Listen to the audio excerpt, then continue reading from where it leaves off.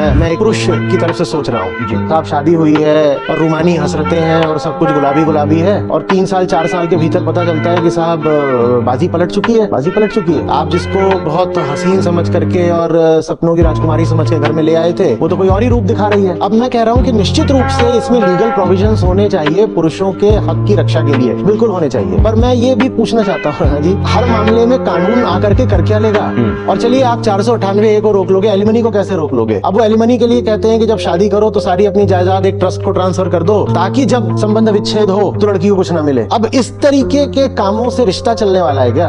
तो सबसे पहले हमें ये पूछना पड़ेगा ना कि हम रिश्ते बना कैसे रहे हैं। ये हम पहले चल जाता था। आपने आदर्शों की बात करी, आदर्श पहले चलते थे। वो आदर्श ही होते थे कि भारत में डाइवोर्स रेट दुनिया में आज भी सबसे कम है, 1% से भी कम है। लेकिन उसी कम डाइवोर्स रेट में फिर हमने पाया कि भारत की महिला का शोषण भी खूब होता है। शायद डाइवोर्स रेट कम था ही इसीलिए भारत में ऐतिहासिक तौर पर, पारंपरिक तौर पर, क्योंकि महिला के पास इतनी ताकत ही नहीं थी, इतनी एजेंसी ही नहीं थी कि वो तलाक ले भी सके।